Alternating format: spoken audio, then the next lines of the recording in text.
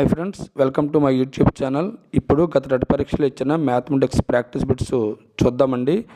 So మీకు నచ్చితే like చేయండి, అలాగే మీ ఫ్రెండ్స్కి షేర్ చేయండి. అలాగే మేము చేయబోయే మరిన్ని వీడియోల కోసం ఖచ్చితంగా మా ఛానల్ సబ్స్క్రైబ్ చేసుకోండి.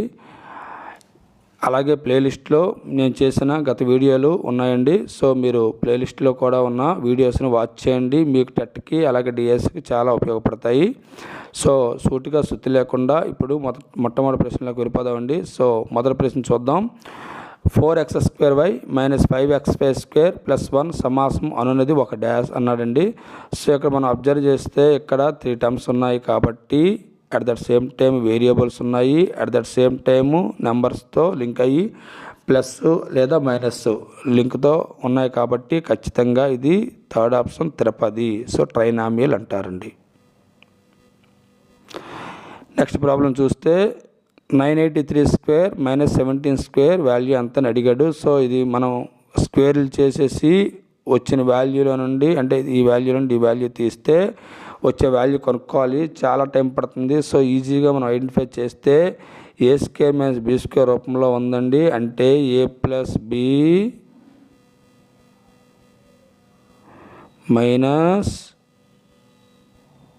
a - b. సో ఇదంతా వాల్యూ ఎంత అంటే 1000 అండి. ఈ వాల్యూ ఎంత అవుతుందంటే 966 అవుతుంది. అంటే 966 పక్కన 3 సున్నాలు ఏది ఉంటే అది మన ఆన్సర్ అండి. So second option right answer. Next problem అండి. ప్రతి వస్తువుకు గల కనీస భ్రమణ సౌష్ఠవ పరిమాణం అడిగాడు. సో ఎప్పుడైనా రొటేషనల్ సిమెట్రీ అడిగాడంటే ఇక్కడ జాగ్రత్తగా అబ్జర్వ్ చేస్తే ఏదైనా సరే వస్తువు తీసుకోండి. ఫర్ ఎగ్జాంపుల్ ఒక త్రిభుజం తీసుకున్నాం అనుకోండి. త్రిభుజంలో 3 భుజాలు ఉంటాయి కాబట్టి ఈ 3 భుజాలు కోణాలు మార్చినా సరే అదే త్రిభుజంలా కనిపించడానికి 3 టైమ్స్ భ్రమణ సౌష్ఠవ పరిమాణాలు జరుగుతాయి. అలాగే ఒక చతురస్రం తీసుకున్నాం అనుకోండి. అంటే ఇక్కడ మన కాన్సెప్ట్లో సంభావ త్రిభుజం తీసుకుంటేనే అలా వస్తుంది. సో ఇక్కడ చతురస్రం వస్తటికల్లా 4 భుజాలు ఉంటాయి కాబట్టి 4 భుజాలు కోణాలు మార్చినా సరే మళ్ళీ అలాగే అదే వాల్యూ, అంటే అలా చతురస్రం కనిపించడానికి 4 సార్లు అవకాశం ఉంటుంది కాబట్టి దీని యొక్క సౌష్ఠవ పరిమాణం 4 అవుతుంది. అలాగే నక్షత్రం తీసుకుంటే 5 ఉంటాయి కాబట్టి 5 అవుతుంది. అలా మినిమం ఏ వస్తువు తీసుకున్నా మినిమం సౌష్ఠవ పరిమాణం వచ్చేటట్టు గల భ్రమణ సౌష్ఠవ పరిమాణం 1 ఉంటుంది కాబట్టి థర్డ్ ఆప్షన్ రైట్ ఆన్సర్ అండి. తర్వాత ప్రశ్న అండి. క్రింది వానిలో తప్పు ప్రవచనాన్ని గుర్తించండి అన్నాడు. సో ఫస్ట్ ఆప్షన్ ఒకసారి అబ్జర్వ్ చేస్తే నల్లబల్లకు రంగు వేయుటకు వైశాల్యం కనుగొనే భావన వాడతాము. ఇది కరెక్టేనండి. ఏదైనా ఒక నల్లబల్ల తీసుకున్నాం అనుకోండి, అది చతురస్రాకారంలో ఉండొచ్చు, దీర్ఘ చతురస్రాకారంలో ఉండొచ్చు. లోపల మనం నల్ల రంగు వేయాలంటే లోపల వైశాల్యం కావాలి. సో ఇక్కడ ఖచ్చితంగా అలాగే ఒక భూమి అమ్మేటప్పుడు కూడా మనం వైశాల్యాన్ని కనుక్కుంటాం తప్ప ఎట్టి పరిస్థితుల్లోనూ చుట్టుకొలత కనుక్కోవండి. సో ఆన్సరు ఇది రైటేనండి. అలాగే పొలమునకు కంచి వేయుటకు చుట్టుకొలత భావన ఉపయోగిస్తాం అన్నాడు. సో ఎప్పుడైనా కంచి వేసామంటే చుట్టూ వేస్తాం కాబట్టి ఖచ్చితంగా చుట్టుకొలత కట్టాలండి. ఇది రైటేనండి. సో వాడు అడిగిన తప్పు ప్రవర్తన కాబట్టి మనం అబ్జర్వ్ చేయాలి. సో అలాగే థర్డ్ వన్ చూద్దాం. గది నేలకు టైల్స్ అంటించుటకు వైశాల్య భావన వాడతాము. సో ఒక టైల్ అనేది ఇలా ఉంటుంది కాబట్టి లోపల అది దాని యొక్క వైశాల్యం కనుక్కొని చిన్న టైల్స్ వేస్తాం కాబట్టి ఇది కూడా వైశాల్య భావన, ఇది రైటేనండి. అలాగే ఫోర్త్ ఆప్షన్ చూస్తే స్తూపాకార పాత్రనందు బట్టే నీటి పరిమాణం కొలుచుటకు సంపూర్ణతల వైశాల్యం భావన వాడతామన్నాడు. సో ఇదైతే తప్పండి. ఎందుకంటే మనకు ఖచ్చితంగా ఇక స్తూపాకారంగా ఉన్న దేనికైనా లోపల ఘనపరిమాణం కనుక్కోవాలండి. ఘనపరిమాణం వాల్యూమ్ కనుక్కుంటే తప్ప వాటి యొక్క నీటి పరిమాణం చెప్పలేము. కాబట్టి ఇక్కడ సంపూర్ణతల వైశాల్యం ఇచ్చాడు కాబట్టి ఇది తప్పండి. సో తప్పు భావననే కనుక్కోవాలి కాబట్టి ఫోర్త్ ఆప్షన్ రైట్ ఆన్సర్. తర్వాత ప్రశ్న అండి. రాజు 250 పేజీలు కల శ్వాసల పుస్తకము 30% చదివాను. అయితే ఇంకనూ చదవవలసిన పేజీల సంఖ్య ఎంత అని అడిగాడండి. ఇది ఈజీ అండి. 250 పేజీల పుస్తకం కాబట్టి 30% చదివేశాడు కాబట్టి ఇంకా 70% చదవాలి. అది చదవవలసిందే అడిగాడు కాబట్టి మొత్తం పేజీల సంఖ్య గల పుస్తకము ఇంటూ చదవవలసింది 30 అయిపోతే 70 కాబట్టి 70% ఇంకా చదవాలి కాబట్టి 70/100 తీస్తే కింద 100 వస్తుందండి. 2 పోతే 7/25 వస్తాడు కల్లా 175 రైట్ ఆన్సర్ అండి. So fourth option right answer. Next problem అండి. ఇడ్లీ పిండిను తయారు చేయటకు 2:1 నిష్పత్తి నిష్పత్తిలో బియ్యం మరియు మినపప్పు అవసరం. 675 గ్రాముల ఇడ్లీ పిండి తయారు చేయుటకు అవసరమైన బియ్యం ఎంత అని అడిగాడండి గ్రాముల్లో. సో ఇక్కడ అబ్జర్వ్ చేయండి, మొత్తం ఇడ్లీ పిండి 2:1 నిష్పత్తిలో బియ్యం మరియు మినపప్పుతో కలిపి ఉంటుందండి. సో ఇక్కడ బియ్యం 2 భాగాలు అయితే మినపప్పు 1 భాగం అండి. మొత్తం 3 భాగాలు అంటే 675 గ్రాములు బై 3 ముందు వేసేయండి. సో అంటే ఒక విలువ మనకు తెలుస్తుందండి. అంటే 1 భాగం మనకు తెలుస్తుంది. 1 భాగం మనకు తెలిస్తే మనకి ఏది కావాలో దాన్ని గుణిస్తే సరిపోతుందండి. సో మనకు కావాల్సిన బియ్యం కాబట్టి బియ్యము ఎన్ని భాగాల నిష్పత్తి అంటే 2 భాగాలు కాబట్టి 2తో గుణిస్తామండి. సో ముందు ఇక్కడ కట్ చేస్తే 225 అండి, 225 675. సో 225 రెళ్ళు 450 గ్రాములు బియ్యం అవసరం అండి. అదే ఒకవేళ వాడు బియ్యం కాకుండా మినపప్పు అన్నాడు అనుకోండి, ఖచ్చితంగా ఒక భాగం కాబట్టి ఒకరితో గుణించాలి, అప్పుడు 225 వస్తుంది. సో ప్రజెంట్ అయితే answer third option 450 grams. Next problem చూడండి. ఒక సంఖ్య యొక్క 3 రెట్ల నుండి 24ను తీసివేయగా 66 వచ్చిన ఆ సంఖ్య ఎంత అని అడిగాడు. ఇది ఈజీ అండి. సో ఒక సంఖ్య x అనుకుంటే 3 రెట్లు కాబట్టి 3x, 24 తీసిమండు ఆ సంఖ్య ఎంత వచ్చిందంటే 66 వచ్చింది. అంటే 3x = 66 + 24. ఎందుకంటే ఈ -24 అవతలకి వెళ్తే ప్లస్ అవుతుంది కాబట్టి 3x = 90 అవుతుంది. సో 3 30s కాబట్టి సో x 30 అవుతుంది. సో ఆ సంఖ్య x అనుకున్నాం కాబట్టి ఫస్ట్ ఆప్షన్ 30 అండి. నెక్స్ట్ ప్రాబ్లం చూడండి. సత్యమైన ప్రవచనాన్ని గుర్తించండి అన్నాడు. అంటే ఏదైతే నిజంగా ఉందో కరెక్ట్గా ఉందో దాన్నే మనం కనుక్కోవాలి. ఆప్షన్స్ ఒకసారి చెక్ చేయండి. 2 క్రమభిన్నాలు మొత్తం ఎల్లప్పుడూ క్రమభిన్నమే. సో క్రమభిన్నం అంటే మనందరూ తెలుసు, లవం తక్కువ హారం ఎక్కువ ఉండాలి. సో 2 క్రమభిన్నాలని కలపండి. ఏదైనా మీరు ఎగ్జాంపుల్ తీసుకొని ఎప్పుడు క్రమభిన్నం అవ్వదండి, అలాగని ఎప్పుడు కూడా అపక్రమభిన్నం అవ్వదు. ఒక్కోసారి క్రమభిన్నం అవుద్ది, ఇంకోసారి అపక్రమభిన్నం అవుతుంది. కాబట్టి అక్కడ ఇచ్చే విలువలు బట్టి ఉంటుంది కాబట్టి ఖచ్చితంగా ఇది తప్పండి. అలాగే ఇది కూడా తప్పేనండి. అలాగే 2 క్రమభిన్నాల లబ్ధం ఎల్లప్పుడూ క్రమభిన్నమే. అలాగే ఏ తీసుకోండి 1/2 ఇంటూ లేదా 3/5 ఈ రెండిట్లు తీసుకున్నాం అనుకోండి, ఈ రెండిట్లు గుణించండి. సో 1 మూల 3. సో ఎప్పుడు కూడా క్రమభిన్నం అవుతుంది. మీరు ఏది తీసుకున్నప్పటికీ కూడా 2 క్రమభిన్నాల లబ్ధం ఎప్పుడు కూడా క్రమభిన్నమే. ఇది రైట్ అండి. సో మనకు సత్యమైంది కాబట్టి థర్డ్ ఆప్షన్ రైట్ ఆన్సర్. అలాగే 2 క్రమభిన్నాల లబ్ధం ఎల్లప్పుడూ అపక్రమభిన్నం అన్నాడు, ఇది తప్పండి. సో ఎల్లప్పుడూ క్రమభిన్నం అనేది రైట్ కాబట్టి ఎల్లప్పుడూ అపక్రమభిన్నం అనేది తప్పు. So answer third option right answer అండి. నెక్స్ట్ ప్రాబ్లం చూడండి. ఒక గాలిపటం కర్ణాలు. సో ఆప్షన్స్ చూడండి. పరస్పరం లంబ సమద్వాన ఖండన చేసుకుంటాయి. సో పరస్పరం లంబ సమద్విఖండన చేసుకోవు. ఎందుకంటే సమద్విఖండన అంటే లంబంగా ఉంటాయి కానీ సమద్విఖండన చేసుకోవండి. సో అంటే సమానంగా ఖండించుకోవు. అలాగే 2 ఆప్షన్ చూడండి. పరస్పరం సమద్విఖండనం చేసుకుంటాయి కానీ లంబంగా ఉండవు. ఇది తప్పండి. లంబంగా ఉంటాయి కానీ సమద్విఖండనం చేసుకోవు అనేది రైట్ ఆన్సర్ అవుతుంది. సో థర్డ్ ఆప్షన్లో చూడండి. లంబంగా ఉంటాయి కానీ పరస్పరం సమద్విఖండనం చేసుకోవు. So answer third option right answer. So next చూడండి. క్యూబ్ రూట్ 7 + 9 + 11 వాల్యూ ఎంత అని అడిగాడు. సో ఇక్కడ మనకి 7 + 9 + 11 అంటే 27 వస్తుందండి. సో 27 నెల రాయొచ్చు అంటే 3 క్యూబ్గా రాయొచ్చు. ఇక్కడ క్యూబ్ రూట్ పోతే 1/3. సో ఈ పోతుంది కాబట్టి మనకి మిగిలేది 3 మిగులుతుంది. So fourth option is right answer. Next problem అండి. సాహిద్ ఒక వస్తువును 12% GSTతో కలిపి 784 రూపాయలు కొనినా GST కలపక ముందు ఆ వస్తువు విల ఎంత అని అడిగాడు. సో ఈజీ అండి ఇది. సో యాక్చువల్గా GST కలపక ముందు వస్తువు విలువ 100% అనుకుంటే 12% కలిపాడు కాబట్టి అది 112%గా సమానమైంది. 112% = 784 రూపాయలు అయితే సో కలపక ముందు మనం 100% అనుకున్నాం కాబట్టి ఎంత. సో ఇప్పుడు అడ్డగుణకారం చేస్తే 784 × 100/112. 112 7 784 7 × 100 700. So third option right answer. Next problem అండి, x=1 మరియు y=-1 అయినా x² - y+2 వాల్యూ ఎంత?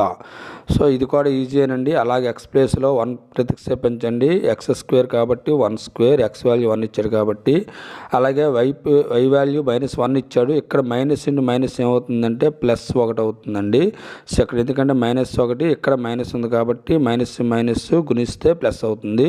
అలాగే +2 అండి. 1² 1 అండి, 1 అండి, 2 అండి, మొత్తం కలిపితే 4 అండి. So answer first option.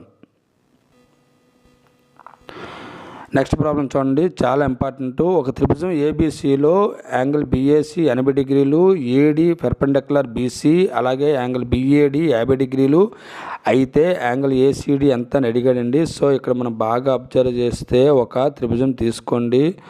So ఇక్కడ ఒక త్రిభుజం తీసుకోండి, ఏబిసిగా తీసుకోండి. సో ఇక్కడ బిఏసి అన్నాడంటే యాంగిల్ బిఏసి అంటే మధ్యలో ఏ అనమాట.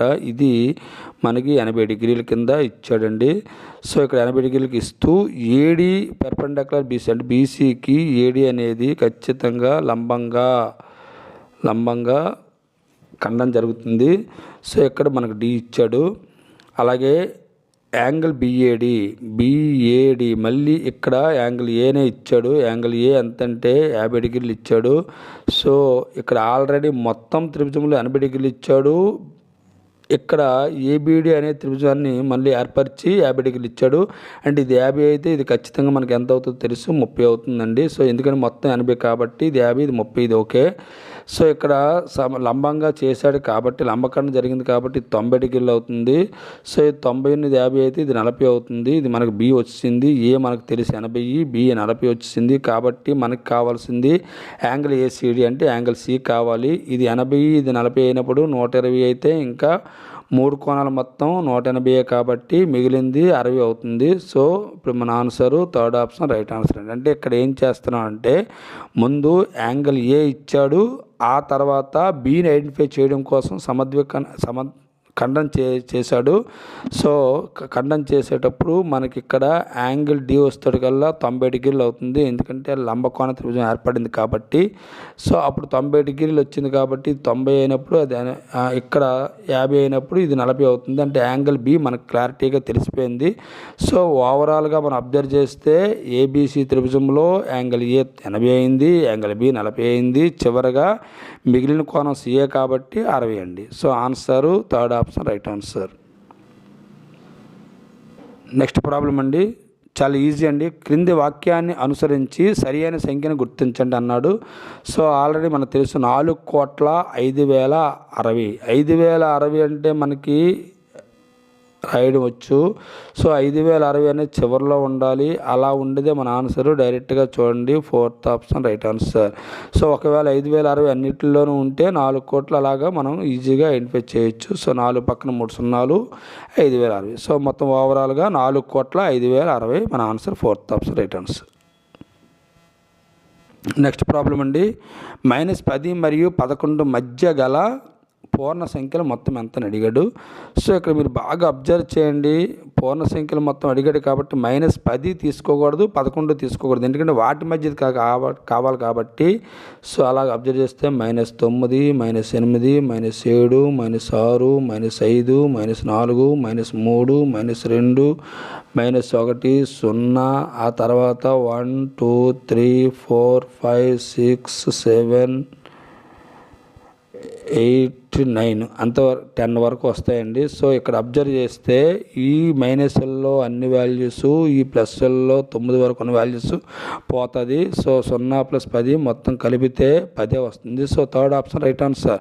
సో మధ్యగా అన్నాడు కాబట్టి ఈ 2 నెంబర్లు ఉండవనేది గుర్తుంచుకోవాలి. So right answer 10.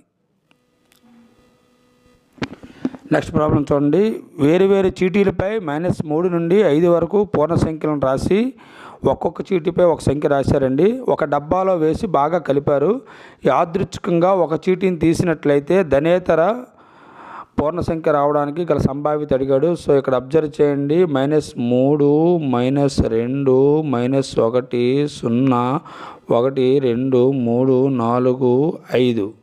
సో ఇవి మనకి ఒక్కొక్క చీటీపై వేయడం జరిగింది. సో వీటిలో మనం అన్నిటిని కలిపేసి ఒక డబ్బాలో వేసి ఒక్కొక్క చీటీని తీస్తే అక్కడ ధనేతర అంటే నాన్ పాజిటివ్ రావాలండి. సో ఇక్కడ నాన్ పాజిటివ్ ఉన్నవి 4 నెంబర్లు ఉన్నాయి. సో ఇవి రావడానికి 4 అవకాశాలు ఉంటాయి. మొత్తం ఎన్ని అవకాశాలు అంటే 9 అవకాశాలు అండి. So 4/9 answer. So second option right answer అండి. నెక్స్ట్ ప్రాబ్లం అండి, వృత్తరేఖా చిత్రంలో పూర్తి వృత్తం ప్రాతినిధ్యం వహించింది ఏదని అడిగాడు. సో మీరు ఏదైనా చూసుకోండి, ఒక కమ్మీ చిత్రం లేదా ఒక ఇలా తీసుకుంటే పై చార్ట్ తీసుకున్నాం అనుకోండి. సో ఏదైనా తీసుకున్నా ఇవన్నిటి యొక్క మొత్తమే ఈ వృత్తం కాబట్టి భాగాల విలువలు మొత్తం. So answer first option right answer అండి. సో నెక్స్ట్ ప్రాబ్లం అండి, -1/2024 యొక్క విలువ ఎంత అని అడిగాడు. So 1 power anything equals to 1 అండి. ఇక్కడ -1 అన్నాడు కాబట్టి ఇక్కడ మనం బాగా అబ్జర్వ్ చేస్తే -1 పవరు ఇక్కడ సరి సంఖ్య ఉందనుకోండి, ఖచ్చితంగా అది పాజిటివ్ అంటే +1 అవుతుంది. ఒకవేళ ఇక్కడ బేస్ సంఖ్య ఉందనుకోండి, సో అది మైనస్ అవుతుంది. కాబట్టి మనకి ఇక్కడ సరి సంఖ్య ఉంది కాబట్టి 2024. సో మన ఆన్సరు 1 పవరు సంథింగ్ ఎనీథింగ్ అయితే మనకు ఆన్సర్ 1 అవుతుంది. కాబట్టి ఇక్కడ -1 పవరు సరి సంఖ్య కాబట్టి +1 అవుతుంది. So third option right answer.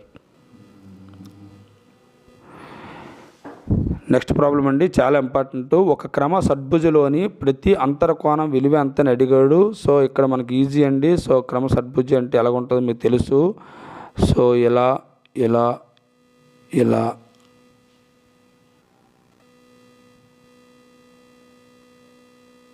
ఇలా ఉంటుంది. సో ఇక్కడ కిందన పైన అంటే 6 భుజాలు ఉంటాయి. 6 భుజాలు ఉండేటప్పుడు సారీ అండి,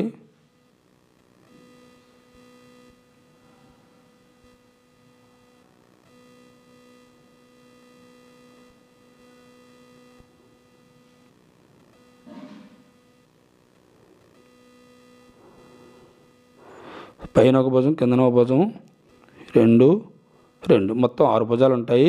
సో ఈ 6 భుజాలు వచ్చేటప్పటికల్లా ఈ మొత్తం మనకు లోపల అంతర్కోణాలు మొత్తం ఎంత అవుతుందంటే, మనం ఎప్పుడైనా అబ్జర్వ్ చేయండి, ఒక త్రిభుజం అయితే మనకి 3 కోణాలు మొత్తం 180 ఉంటుంది. అదే 4 భుజాలు కలిగింది అయితే మరొక 180 కలిపితే 360 ఉంటుంది. అదే 5 భుజాలు కలిగింది అయితే మరొక 180 కలిపితే 540 అవుతుంది. అలాగే 6 భుజాలు అయితే మరొక 80 కలిపితే 180 కలిపితే 740 అవుతుంది. సో మనకు ఇప్పుడు 6 భుజాల యొక్క ఎప్పుడైనా షడ్భుజ యొక్క మొత్తం అంతర్కోణాలు మొత్తం 720 డిగ్రీలు అవుతుంది. సో ఒక్కొక్క అంతర్కోణం ఎంత అవుతుందంటే మనం కట్ చేస్తే 120 అవుతుంది.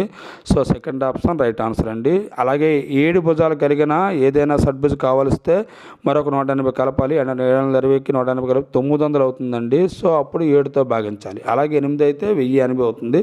అలా మనం అబ్జర్వ్ చేయాలి. ఒక త్రిభుజం అయితే 180 డిగ్రీలు మనకు తెలుసు అంతర్కోణాలు మొత్తం. అలాగే 4 భుజాలు అయితే మరొక 180 కలపాలి. 5 భుజాలు అయితే మరొక 180 కలపాలి. కాబట్టి ఇక్కడ 6 భుజాలు కలిగిన ఒక షడ్భుజి మొత్తం అంతర్కోణాలు మొత్తం వచ్చేటికల్లా 720 6తో భాగిస్తే మనకి ఒక కోణం విలువ ఎంత వస్తుందంటే 120 డిగ్రీలు. నెక్స్ట్ ప్రాబ్లం అండి, ఒక బహుముఖ పలకంలో 6 శీర్షాలు మరియు 12 అంచులు ఉంటే దాని ముఖాల సంఖ్య ఎంత అని అడిగాడు. సో ఇది ఈజీ అండి. ఆల్రెడీ ఘనము దీర్ఘఘనము ఇలాంటివి ఉంటాయండి. సో ఇక్కడ మనకి శీర్షాలు అంచులు ఇచ్చేటప్పుడు ఈజీగా చేయాలంటే ఇక్కడ ఫేసెస్ ప్లస్ వెర్టికల్స్ అంటే శీర్షాలు మైనస్ ఎడ్జెస్ అంటే అంచులు ఈక్వల్స్ టు 2. ఈ ఫార్ములాను బాగా ఉపయోగిస్తే ఈజీ అండి. ఇక్కడ మనకు ఫేసెస్ ఇవ్వలేదు. సో వెర్టికల్స్ ఇచ్చాడు, శీర్షాలు ఇచ్చాడు 6, అలాగే ఎడ్జెస్ 12 ఇచ్చాడు, ఈక్వల్స్ టు 2 వేస్తాం. ఇది -6 అవతలకి వెళ్తే 2 ప్లస్ ఈ -6 అవతలకి +6 అంటే ఇక్కడ మనకు ఫేసెస్ ఎన్ని వస్తాయంటే 8 వస్తాయండి. ఈ ఫార్ములాను బాగా గుర్తుంచుకోండి. ఈ టైప్ ప్రాబ్లం ఇస్తున్నాడు కాబట్టి answer third option right answer. తర్వాత ప్రాబ్లం అండి, ఒక క్రమ బహుభుజలో సాధ్యమయ్యే అతి చిన్న అంతర్కోణం అడిగాడు. ఇది మనందరికీ తెలుసు. క్రమ బహుభుజ అంటే ఒక త్రిభుజంతో స్టార్ట్ చేస్తే 3 భుజాలు 3 కోణాలు సమానంగా ఉంటాయండి. సో ఇక్కడ మనకి ఖచ్చితంగా అతి చిన్నది ఏదవుతుందంటే 60 డిగ్రీలు అవుతుంది. కాబట్టి సెకండ్ ఆప్షన్ 60 అనేది రైట్ ఆన్సర్ అండి. అలాగే అలా భుజాలు వెళ్తున్న కొలది పెరుగుతుంది. కాబట్టి మనకు కావాల్సింది వీలైనంత అతి చిన్న అంతర్కోణం కావాలి. కాబట్టి అంతకు మించి చిన్నది రాదండి. So answer 60 degrees right answer అండి. తర్వాత అండి, ఒక సంవృత పటంచే ఆవరించబడిన ఉపరితల ప్రాంత పరిమాణం ఏది తీసుకోండి. మనకి ఉపరితలం అంటే బయట ఉన్నది. సో ఇక్కడ మనం ఏదైనా ఒక సిలిండర్ తీసుకున్నాం అనుకోండి. ఇక్కడ మన సిలిండర్ తీసుకుంటే ఈ పైన అంటే చుట్టూ ఉండేది లేదా బయట ఉండేది ఉపరితల వైశాల్యం అంటే ఒక ఘనం తీసుకున్నాం అనుకోండి.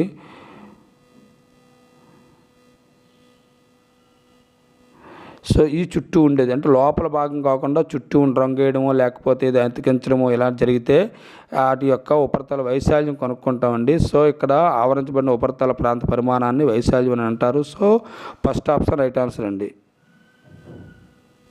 నెక్స్ట్ ప్రాబ్లం అండి, మొదటి 10 సహజ సంఖ్యలలో అతిపెద్ద సంయుక్త సంఖ్య ఎంతని అడిగాడు. మనకు ఈజీగా తెలుసు. మొదటి 10 సహజ సంఖ్యలు అంటే 1 2 3 4 5 6 7 8 9 10 తీసుకుంటే ఇందులో అతిపెద్ద సంయుక్త సంఖ్యలు అంటే దాంతో అదే కాకుండా ఇంకేదైనా నెంబర్తో భాగించబడేది మనకి సంయుక్త సంఖ్య అవుతుంది. సో ఇక్కడ 4 6 8 9 10 కాబట్టి ఇందులో అతిపెద్ద సంయుక్త సంఖ్య వచ్చేటప్పుడు 10. So fourth option right answer అండి. నెక్స్ట్ ప్రాబ్లం అండి, దత్తాంశము 5 2 3 3 2 6 1 7 9 5 3లో పరిశీలనాంశం 2 యొక్క పౌనఃపున్యము. సో ఇక్కడ పౌనఃపున్యము 2 ఎన్నిసార్లు వచ్చిందండి, 2 టైమ్స్ వచ్చింది. కాబట్టి మన answer third option right answer అండి. నెక్స్ట్ మెథడాలజీలోకి వెళ్దామండి.